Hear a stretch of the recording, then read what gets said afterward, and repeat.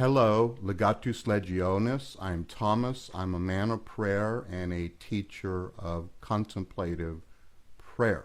Recently, about 3 weeks ago, I had a experience of what is described as simple union. Simple union. I had this experience, and it's, of course, trying to describe such things is very hard, but I will try the best that I can. This description, simple union, kind of sheds some light as to what that is.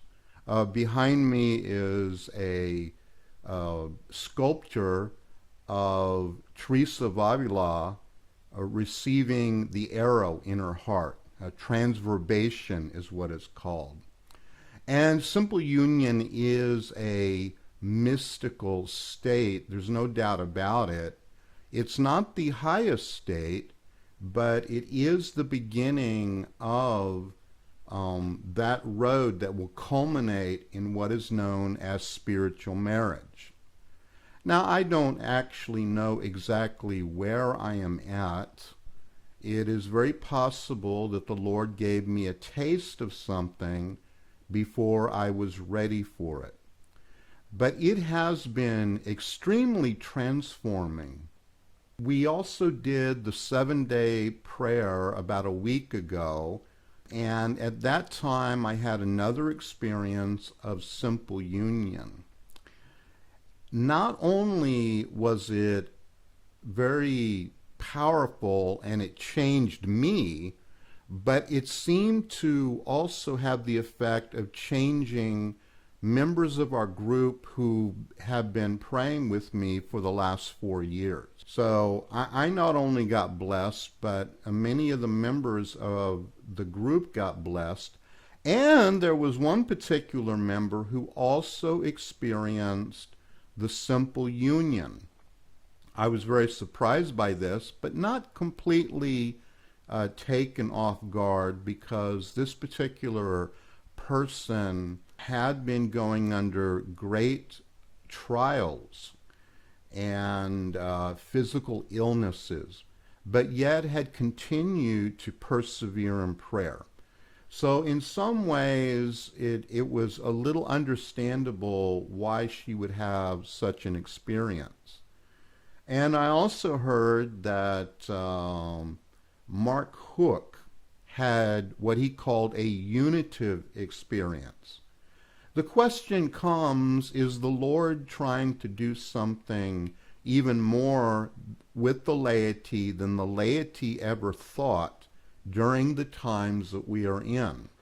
The aftermath of the experience of simple union during the 7 days of prayer, and also within the group, was a change, a permanent change, and a lifting up of many of the group members into more virtue. I kid you not. This, of course, is a very important measurement of whether or not God was working. If the change was permanent and the change was good, like receiving or the strengthening of virtues, then it is very likely that it came from God. Now, that doesn't mean that you have to put your stock in it, or that I have to put my stock in it. I don't have to put any stock in it. Either it changed me or it did not. And I'm not going to really get into the ins and outs of the advice of John of the Cross right now. I've done that many, many times in the past. What I'm sharing is the experience that I had. What was that experience? Well, for me, and this is all subjective, so what I'm describing will be subjective to my perspective and personality and situation, whereas someone else might describe it in different terms or matters. All right?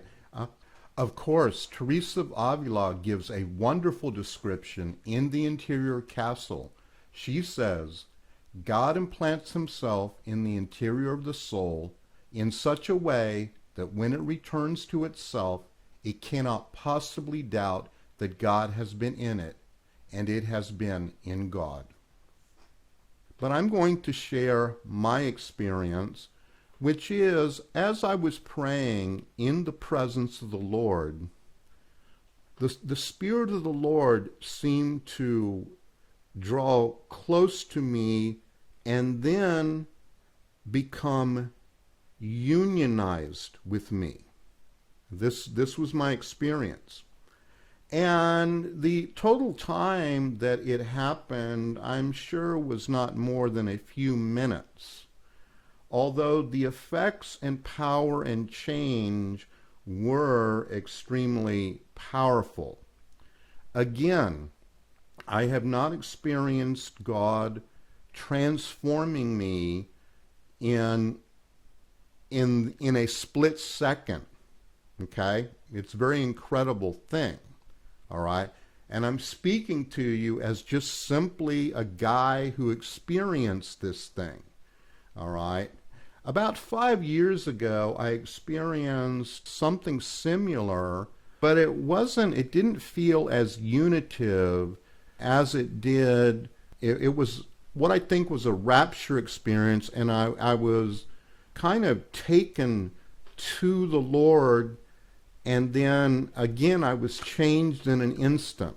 Okay? It was not as profound as the experience that I had a few weeks ago or a week ago during the 7 days of prayer. All right? Now, do I think that I am placed in this great place of holiness? No, I do not think any such thing. I did have this experience. As far as me being holy, no, I am not holy. And so it begs the question, why would God allow me? Well, I think God allows people to experience things sometimes so that it gives them incentive to continue to try to pursue the Lord. Of course, I'm speculating. I don't necessarily know exactly where I am with God. Okay? That might be hard for me to understand. And although I understand quite a bit about what is called the dark night of the senses, since I spent so much time there, I do not know as much about the things that I'm presently going through. So exactly what is happening or where it is leading or why, I don't have a whole lot of answers to that. In any case, I am continuing on my journey, and I am continuing to share these things. I believe that these things are very important, and they shouldn't be hidden, that they should be brought out to the world so the world can understand that our God is a living God, and that as what he did in the past to holy men and women of the past, he can do today. If you want to be a part in learning more about contemplative prayer, you can check out my videos. And if you want to grow in contemplative prayer, you can join me every day for the morning and the evening prayers. And also, if you would like, in the middle of the day, to pray the rosary with us. This is Legatus Legionis. I'm Thomas. Say a prayer for me. I am praying for you, and I will talk to you later.